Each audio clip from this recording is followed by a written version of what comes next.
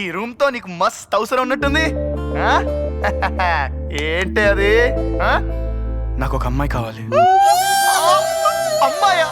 భయ్యా నువ్వు కాకవి కాదు భయ్యా, కేకవే. అసలు నేను ఎప్పటి నుంచో అనుకుంటున్నాను.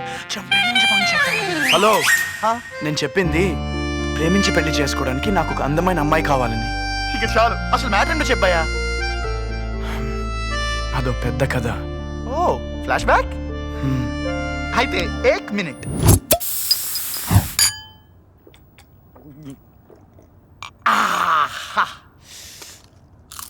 ఇప్పుడు చెప్పాయా. మా అమ్మ నాన్న నా చిన్నప్పుడు యాక్సిడెంట్లో చనిపోయారు. ఆ టైంలో మా అమ్మమ్మ కూడా ఆరోగ్యం బాగాలేకపోవడం వల్ల నేను ఎక్కడ అనాథనైపోతానన్న భయంతో. ఒరే సుబ్బు, నాకు టైం అయిపోయిందిరా. అమ్మా నీకేం కాదే. నా చివరి కోరిక ఒక్కటి మిగిలిపోయిందిరా. చెప్పమ్మా. నీ కూతురు సుబ్బలక్ష్మిని ఖుషిగాడికిచ్చి పెళ్లి చెయ్యరా. తప్పకుండానమ్మా. నేను నీ మాట ఎప్పుడన్నా కాదన్నానా? చిన్నప్పటి నుంచి సుబ్బలక్ష్మిని చూడడం వల్ల తన్ని పెళ్లి చేసుకోవాలన్నా, తనతో జీవితం షేర్ చేసుకోవాలన్న ఫీలింగే పోయింది. నీకు ఫీలింగ్స్ ఉన్నా లేకపోయినా మా అమ్మకి నేను మాట ఇచ్చాను, ఈ పెళ్లి జరిపించి తీరుతాను. అది కాదు మావయ్య, నేను చెప్పాను. చూడలుడు, పదవ కోసం ప్రాణాలే తీసినోడిని. పరువు దాకా వస్తే వాడు వీడని చూడను, తెగ నరుకుతా. మావయ్య నేను ఇంకేం మాట్లాడుకో, రేపే మీ పెళ్లి. మావయ్య నన్ను క్షమించండి. నా మనసుకు నచ్చిన అమ్మాయి దొరికిన తర్వాతే నేను మళ్ళీ తిరిగి వస్తాను. దయచేసి నా కోసం వెతకద్దు ప్లీజ్. నేను హైదరాబాద్ వెళ్తున్నాను. బుద్ధున్నాడు ఎవడన్నా లెటర్లో ఎక్కడ పారిపోతున్నారు రాస్తాడా? అంటే నాకు అబద్ధాలు చెప్పే అలవాట్లేదు. మరి మాకు అదే పని. లవా, నాకు అందమైన అమ్మాయిని వెతికి పెట్టాలి. ఈ సిటీలో అందమైన అమ్మాయిలు ఉంటారా? ఉంటారా? అస్సలు హైదరాబాద్ పోరీల గురించి నీకు చెప్పాలంటే భయ్యా నీకు ఈ జన్మలో పెళ్లి కాదు.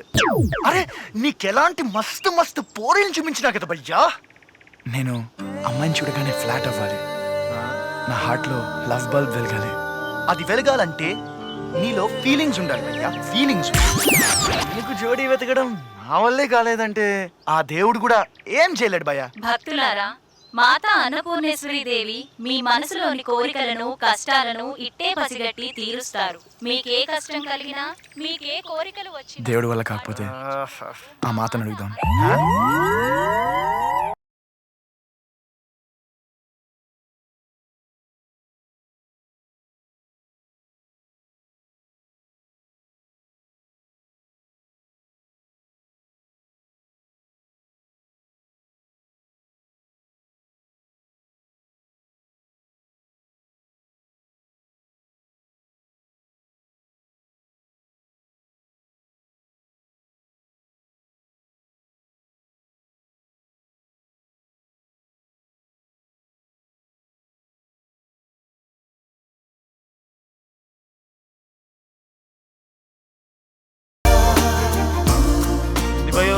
ఆ మాతని అట్లా చూసినావు?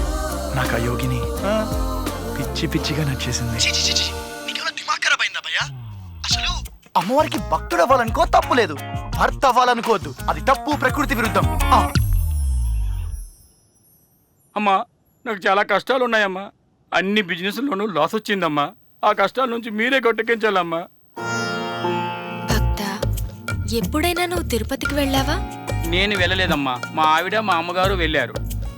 ఓహో, స్వామి స్వామి,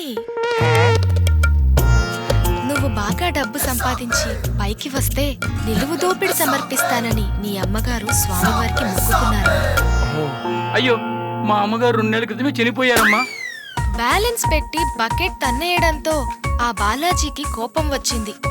ఆ ఆగ్రహంలో నిగ్రహం కోల్పోయి నీకు ఎన్ని కష్టాలు కలుగచేశాడు. అయితే నేను ఇప్పుడు ఏం చేయాలమ్మా? తిరుపతికి వెళ్ళి నిలుదోపుడు సమర్పించుకోమంటారా? ఒక్క నిమిషం స్వామి. ఓహో, స్వామివారితో మాట్లాడాను. ఆ నిలువు దోపిడిని స్వామివారు ఇక్కడే సమర్పించమన్నారు. వచ్చే వారం నేను తిరుపతి వెళ్తున్నాను. స్వామివారికి నేను సమర్పిస్తాను. మాతా, స్వామి గారి సెల్ నెంబర్ నాకు కూడా ఒకసారి అమ్మా, నేను ఒకసారి మారుకుంటా. మొత్తం భక్త హ? మీది స్పెషల్ దర్శనమేనా? అవును స్వామి. అయితే కాస్త ఖర్చు అవుతుంది మరి. ఎంత ఖర్చైనా పర్లేదు స్వామి. ఇలా రండి నాయనా, రండి. మీకు గుండె.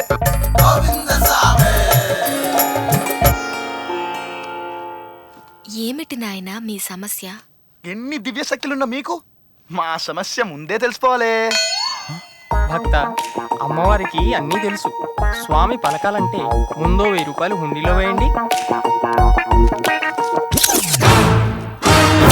భయ్యా నువ్వు ఆగవే. అమ్మవారికి ఒక చిన్న టెస్ట్. మేమిద్దరం ఒకేలా ఉన్నాం కదా. ఒకే తల్లికి పుట్టామా, ఒకే తండ్రికి పుట్టామా? మా మదర్ సిస్టర్సా, మా ఫాదర్స్ బ్రదర్సా? మీ ఇద్దరి మధ్య మందుకు మంచినీళ్లకున్న సంబంధమే గాని రక్త సంబంధం లేదు నాయనా. బాబా బాబా 100% కరెక్ట్. నువ్వొక అందం కోసం అన్వేషిస్తున్నావు.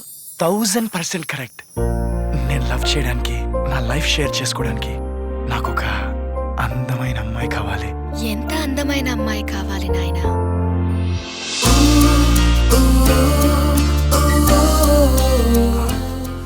సన్యాసి కాకుంటే నువ్వు ఓకే? ఏమిటి నాయనా అంతలా ఆలోచిస్తున్నావు? ఆ, నా అంత అందమైన అమ్మాయి నీకోకేనా? మాతా చాలు మాత. మీ అంత అందం ఉంటే నాకు చాలు. నాలాంటి పోలికలతో ఉన్న అమ్మాయి తూర్పు దిక్కుననున్న పార్కులో ఉంది. వెళ్ళు. సేమ్ మీ పోలికలతో ఉన్న అమ్మాయి గెట్లా వస్తుంది? నేనమ్మా కామాతురాణం న భయం న లజ్జ, ప్రేమాతురాణం న భూతో న భవిష్యత్. మీరిద్దరున్నప్పుడు మేమిద్దరం ఉండకూడదా? వెళ్ళొస్తా మాత. వెళ్ళండి నాయనా. భయ్యా నాకేదో కన్ఫ్యూజ్ గా ఉంది. నాకు క్లారిటీగా ఉంది. పద.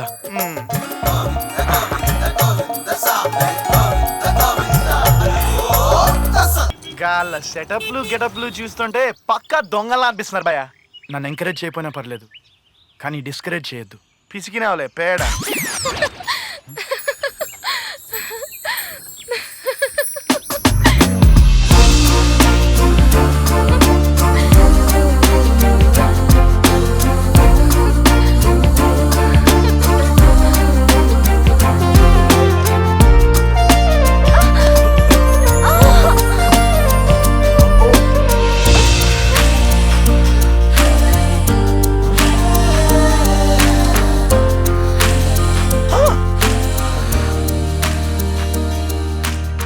అమ్మా, సారీ అండి.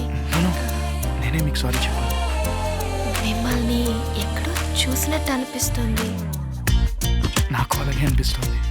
మీకు నాకు జన్మ జన్మల అనుబంధం ఉన్నట్లు అనిపిస్తుందండి. Exactly same feeling.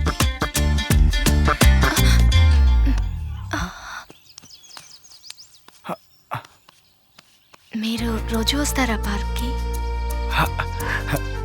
మీరు వస్తానంటే ఇక నుంచి రోజు వస్తాను. అయితే రేపు ఈవినింగ్ 4:30కి మీకోసం వెయిట్ చేస్తూ ఉంటాను. ఓ, ఆడిపోతున్నావు? అమ్మవారి కానుకలు సమర్పించాలి. పద. నా పర్సు. నిలువు దోపిడి సరిపోయిందా? చెప్పాను కదా భయ్యా, గది దొంగ గంటే.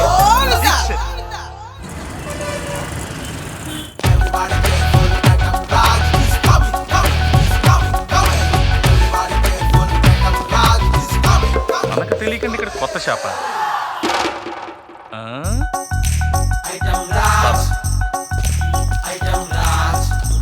నమస్తే సార్. ఏం కావాలి sir? 1 KG chicken, 1 KG mutton, 1 KG fish అమ్మా. సార్ ఇది అద్దాల షాప్ సార్. తెలుసులేవా? అద్దాలు చూపించా. ఇది సూపర్ ఉంటుంది సార్, ఒకసారి పెట్టుకోండి.